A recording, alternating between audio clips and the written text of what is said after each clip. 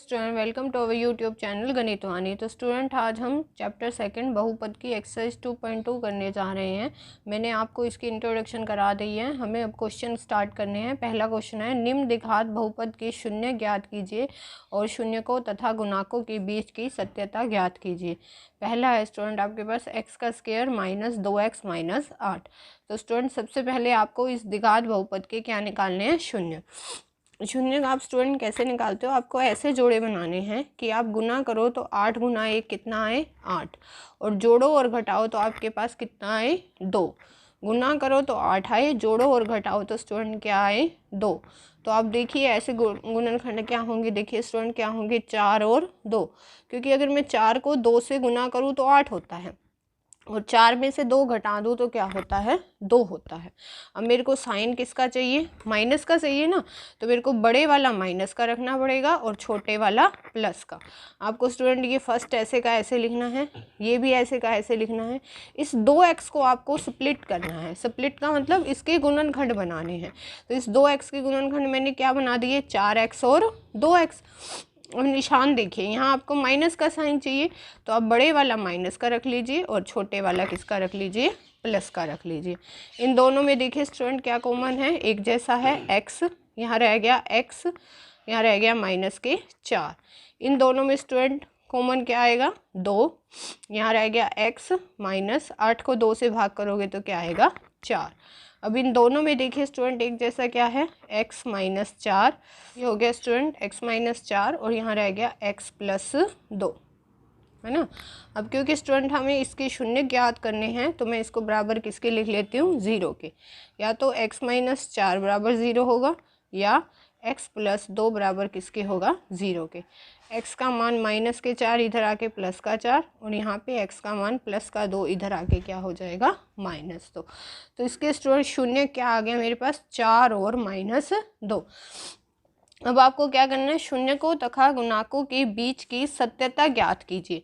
तो आप देखिए स्टूडेंट शून्याकों का योग क्या है, यहाँ अगर हमने जो निकाले हैं उनका योग निकालें तो क्या है 4 प्लस माइनस के 2, 4 माइनस 2 कितने होंगे 2, और शून्याकों का गुणन निकालें तो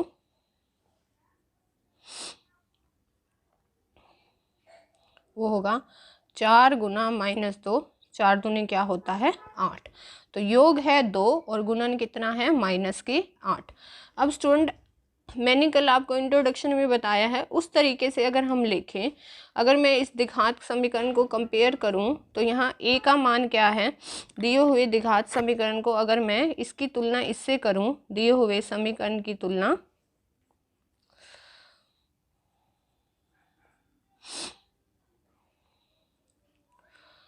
आप अगर ax square plus bx plus c से करें तो a की जगह क्या है स्टूडेंट आपके पास 1 है, b की जगह माइनस का 2 है और c की जगह क्या है स्टूडेंट माइनस का 8 है ना। a की जगह 1 है, b की जगह माइनस का 2 है और c की जगह क्या है स्टूडेंट माइनस का 8। अगर मैं यहाँ योग निकालूं तो योग का सूत्र क्या था माइनस b बटा a। तो माइनस ये भी माइनस ये भी माइनस, माइनस माइनस प्लस हो जाएंगे, 2 बटा 1 कितना हो गया 2। और अगर मैं गुणन निकालूं तो गुणन क्या है स्टूडेंट c बटा a, c क्या है माइनस के 8 बटा 1, माइनस 8 बटा 1 कितना होगा माइनस का 8। तो देख लीजिए आप बिल्कुल सेम आता है, योग 2 है और गुणन क्या है माइनस का 8। तो ये हमने स्टूडेंट इसकी क्या ज्ञात कर दी सत्यता। आप पहले तो इसके शून्याक निकाल लीजिए, फिर इन दोनों का योग और गुणन निकाल लीजिए जो आपके निकले हैं, फिर दिए हुए समीकरण की इससे तुलना कर दीजिए। ये स्टूडेंट समीकरण बनाने के लिए इसको बराबर 0 करना पड़ेगा, ये बहुपद है। अगर मैं इसके बराबर 0 लिख देती हूँ शून्य ज्ञात करने के लिए तो ये क्या बन जाएगा एक समीकरण बन जाएगा। तो a का मान 1 है, b की जगह माइनस 2 है, c की जगह माइनस 8। योग का फॉर्मूला था माइनस b बटा a, तो 2 बटा 1 2 हो गया और गुणन का था माइनस c बटा a माइनस 8 बटा 1 कितना हो जाएगा माइनस का 8। ये देखिए सेम निकले हैं। इससे और समझते हैं, यहाँ देखिए स्टूडेंट 4s का स्क्वायर माइनस 4s प्लस 1, ये एक दिया हुआ बहुपद है बड़ा। अब मेरे को ऐसे फैक्टर बनाने हैं कि मैं गुना करूँ तो 4 आए और जोड़ूँ और घटाऊँ तो भी कितना आए, 4। तो स्टूडेंट देखिए 2 को 2 से गुना करो तो 4 आता है, 2 में 2 जोड़ दो तो भी कितना आता है, 4। तो ये 4s का स्क्वायर मैंने ऐसे रख लिया, ये प्लस का 1 मैंने ऐसे लिख लिया। मेरे को इस 4s को स्प्लिट करना है, मतलब इसको मैंने फैक्टर में डिवाइड करना है।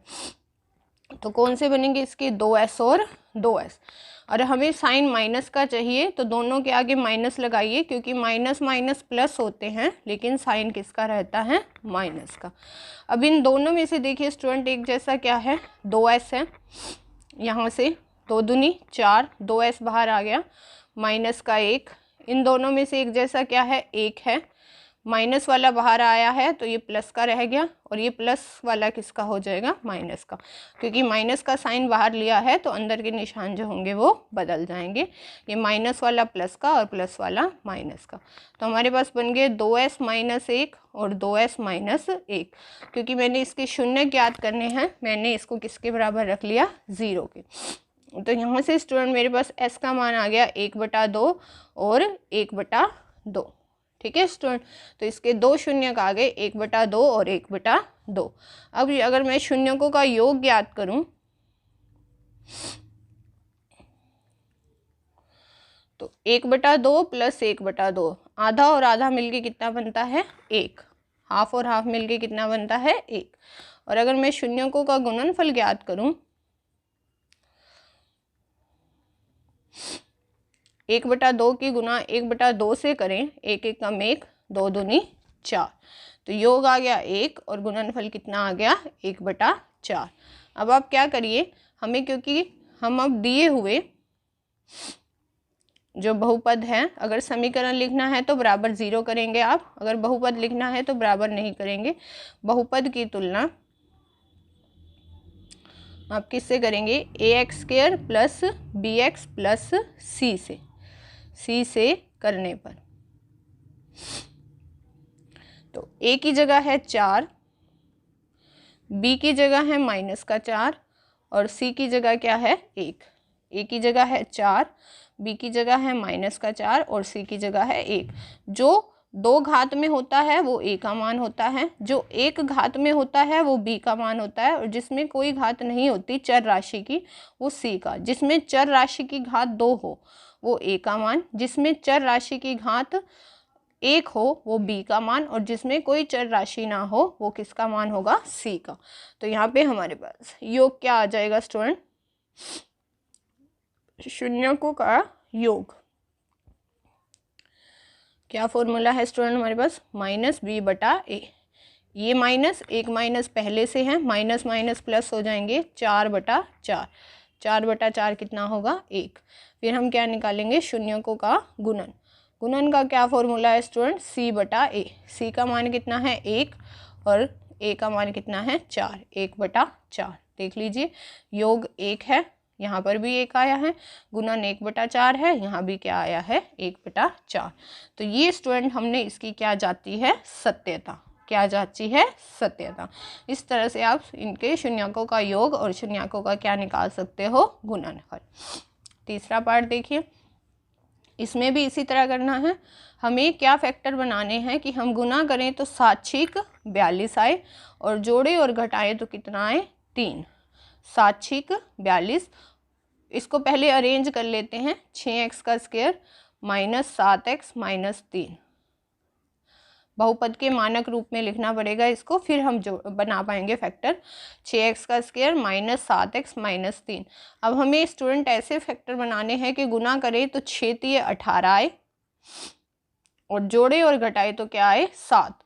तो देखिए 9 और 2 बनेंगे, 9 दूनी क्या होता है, 18, और 9 में से अगर आप 2 घटा दें तो कितना आता है, 7। तो स्टूडेंट पहला ऐसे का ऐसे लिख लीजिए, ये ऐसे का ऐसे। 7x को आपको स्प्लिट करना है, किसमें आपने कर दिया, 9x और 2x में, 9x और 2x में। अब स्टूडेंट आपको क्योंकि माइनस का निशान चाहिए तो बड़े वाला माइनस का और छोटे वाला प्लस का हो जाएगा आपके पास।